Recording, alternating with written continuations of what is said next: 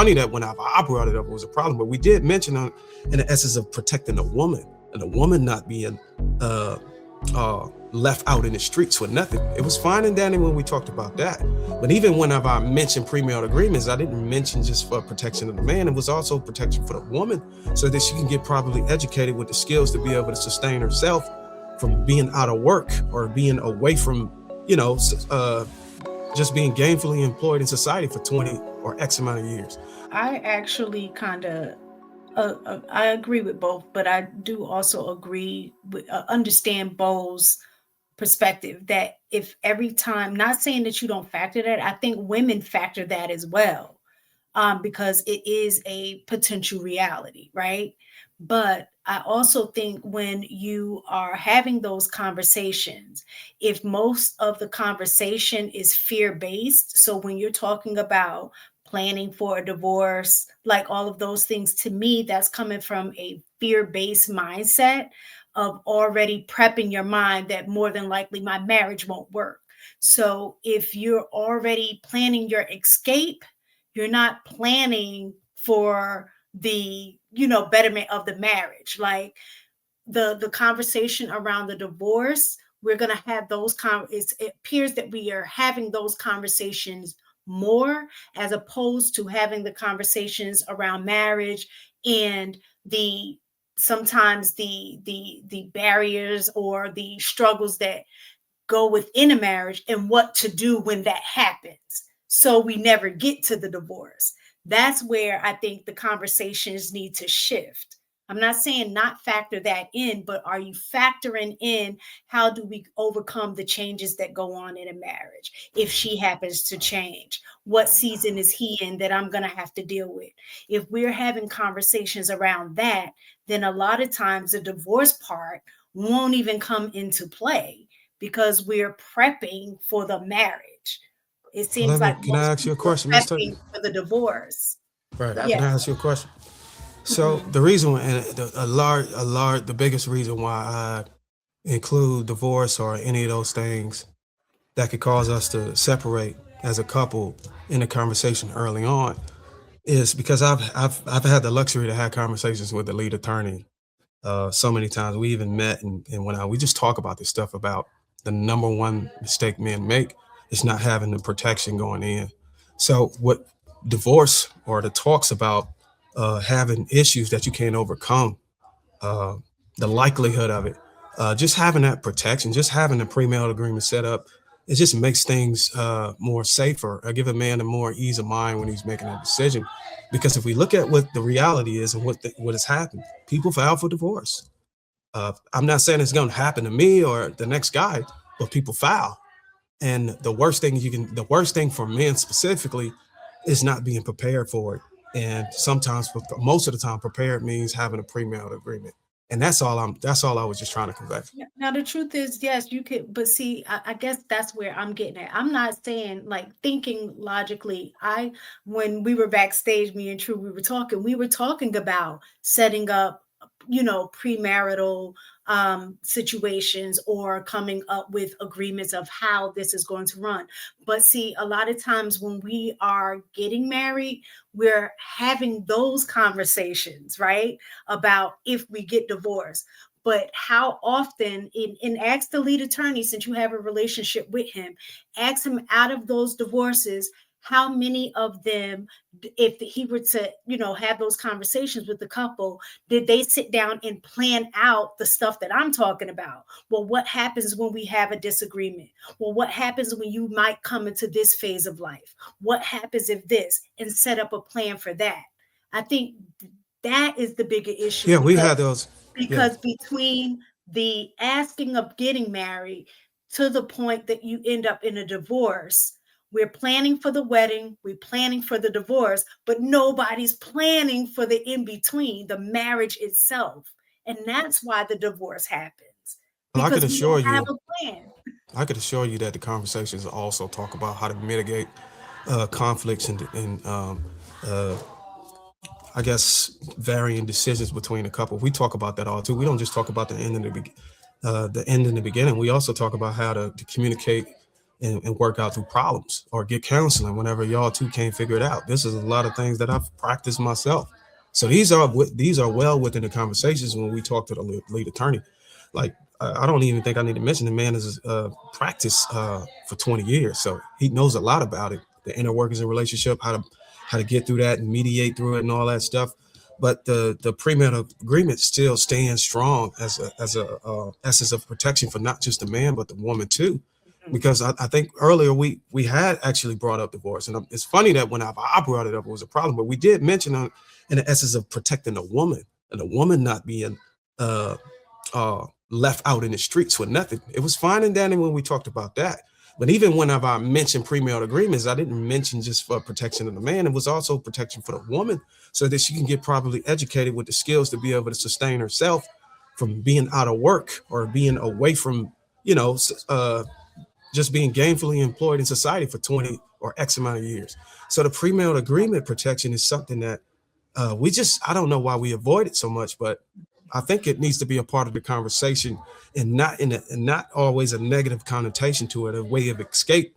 It's more like a way to be prepared in case things happen. Because if you look at life, we have all the preparation for all these other things. But when it comes to how we deal with each one another, we don't want to prepare for the things that could potentially happen with that. And I guess that's what I'm getting at, the potential. So I think the in between the getting married and getting divorced is the potential. And we don't plan for the potential part. The marriage, that's where all of the work in a marriage occurs. It doesn't occur in the very beginning when you walk down the aisle and say I do. And it doesn't happen at the end when you get the divorce. It's over. And I think for me and just not, I can't even just say for me, just from people that I know who are currently married and people who have been through a divorce, that when they look back at it and we're talking about it, is like, well, I didn't really know what to do. Like they're going through a marriage as a happenstance. Hmm. I And get it. so they don't have the skills, they don't have the tools, they don't have the things to kind of figure out the in between part and making some agreements ahead of time. Now, I'm not saying that my marriage had been perfect and we didn't have ups and downs and we didn't have these things, and that we grew to learn how to develop some of the skills. But I think our conversations ahead of time and things like that kind of help sustain that. And like my parents are the only ones out of my mom's siblings who ever got divorced. So for me, my mindset, I didn't even think about a divorce. Now his parents were divorced too, but his mindset was the same, like divorce is not an option.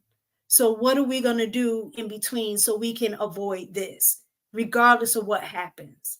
And I mean, we're 22 years in, so we're on our way. But I can't speak for the future. We may run into some other stuff that we've never encountered before. But because we have a history of saying, okay, stuff happened, what's the game plan? How are we going to figure it out? That I would think that if the whatever next comes up, that we would still use those same skills that we developed. But I agree. nobody I agree. talks about that. I I mean, agree. there are people who discuss it. They have things like premarital counseling, but I think on average, people do prepare for the beginning and the possibility of the end instead of saying, like, how do we communicate when we argue? How do we do this? How, when the kids come along, how do we want to raise the kids? When they get to high school, when we get elderly, different things, if we get sick.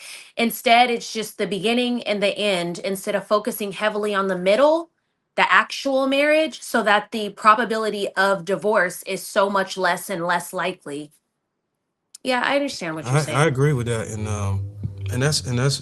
like my whole plan here, whenever I came to this conversation, was not to beat up on nobody or become an enemy or anything like that. It was just to elaborate on my own perspective and how I can insert it based off of the work I do off of the platform. And I, I would say the benefit of me having conversations about how to deal with issues before I even got married has helped me sustain a marriage. Because again, nobody likes to talk about, okay, what do you do whenever it's time for y'all to uh, get a mortgage, and she want to spend over 15% of y'all total income on a monthly income on a mortgage, and potentially put y'all at odds when it comes to expenses. Are you gonna? And she says she really likes that house. Are you gonna say no? We got to do this because of finances. Like being able to navigate those things. A lot of my content, I talk about a lot of that stuff in my content, just navigating within the relationship.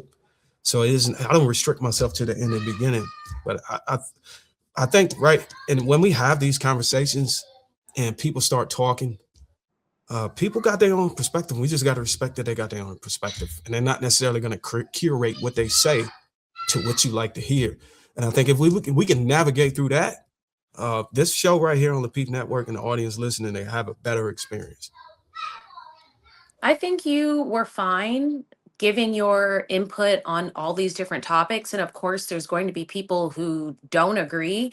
I think where it went off the tracks is when you brought up Bo's divorce and her failure. That's a very harsh thing to say. And plus, this is a debate. This is a place for conversation. There's no need to integrate. Maybe it was a failed marriage for her, but from what we know of you now is that you have a failed marriage also. Unless the both of you, for whatever reason, feel comfortable to bring that up with each other and know that's okay, I feel that's inappropriate. And that was a low shot because the discussion was not about Bo's past marriage or failed marriage. It was about the topic of marriage and also at the time divorce. So nobody has issue with you speaking on what your values are or are not. It's just that I'm sorry, but I have to say something that was out of line and absolutely unnecessary. Yeah, that it was unnecessary, but I would say determining whether it was unnecessary it's contingent upon the person that's looking at it. You thought it was unnecessary, I mean, and what purpose did it serve? well, I think the purpose. Accountability, Well, Darwin. You said if that I you can want to turn respond, over a new leaf. I would say the purpose that it served was, I think it did what I wanted it to do. I think it shut her up, and she's quiet now, and that's what I was hoping for. But It that's not wasn't where wrong. we're Nigga, Was you it here. would We're wrong? here never to Oh, fuck me up. communicate. Bo, don't fall for it. Don't fall for Yeah, it. Nigga. don't, Bo. Don't. Look. Listen, I Because agree with you I'm that it not was. calling dirty. anything. No, I just listen. wanted him to know I'm still here. I'm cool. I agree. I agree with you, Kiana, that it was wrong. It was a low blow. But if you're trying I to think convince you're me that, telling that to the wrong person, though. You should be telling that to Bo because Bo didn't come at you bringing up your failed divorce you don't want immediately. to talk to me right now, but Okay. what Here's I'm the No, but thing. it's you This is what talking to her. You can hold on. open that door. Let me say this. what There's absolutely no need for him to ever apologize to me.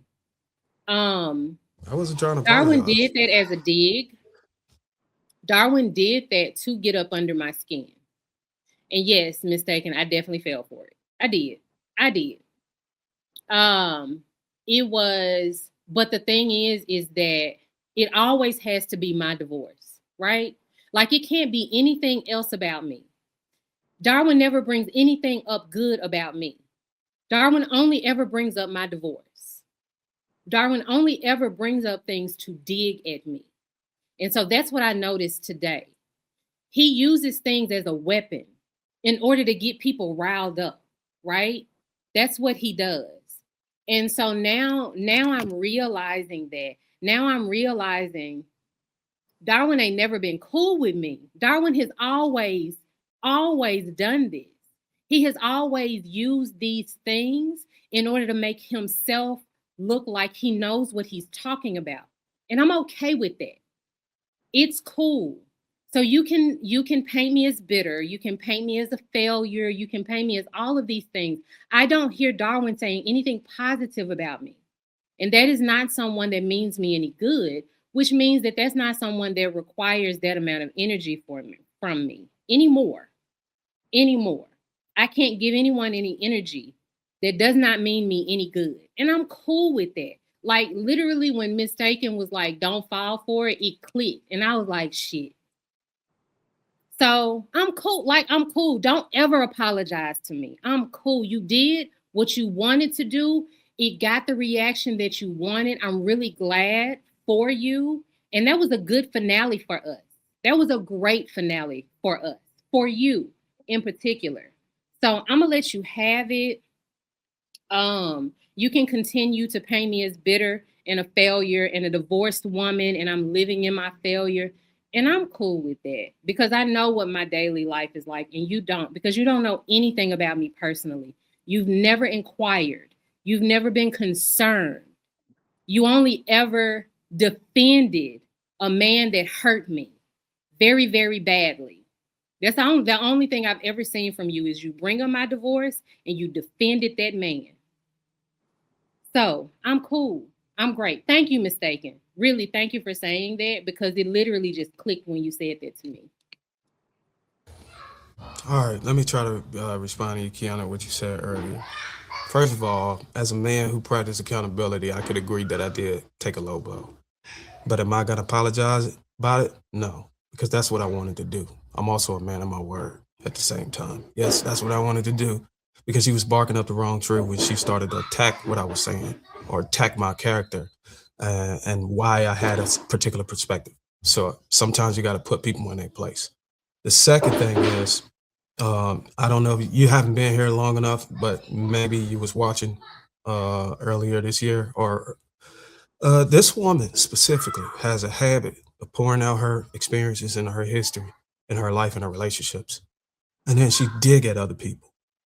I'm not the first person this happened to. There's a woman by the name of Dr. Lady O who took a low I blow on love her Dr. too, Lady O. even though it wasn't warranted. I'm not going to say it wasn't warranted, even though it was also disrespectful in her response. But her specifically, she'll dig at people, knowing that she's putting her personal life on the line to be scrutinized and expect you not to touch it. And I didn't necessarily was strategic or try to meticulously touch on her divorce. Divorce was what we were actually talking about. So that's why it came to mind. You know, it's not like, oh, if we're talking about dating and trickery, I'm not going to say, well, you've been divorced. I'm just not going to throw that at it, but it had to relate to the topic. It had to be relatable to what we're saying. So because we brought up divorce, that's the reason why I just don't just hold a divorce card over her head like that. So that's another mischaracterization. Okay. And I understand that. And you standing on your word, I respect that. And not only you standing on your word, but you admitting it was an intentional low blow. That's what you wanted to do. So, hey, that's between you guys. And the reason why, and I kind of justify it as an intentional low blow because that particular question JR asked, it had to come from not only a man, it had to come from somebody who could speak from integrity. And she was not able to do that. That's the reason why it was justified for me to bring it up. She's not married. She haven't shown that she could secure a marriage long enough to substantiate even talking about it. So it had to be mentioned so she can close her mouth because she was just speaking out of order. But Darwin, let's keep it real.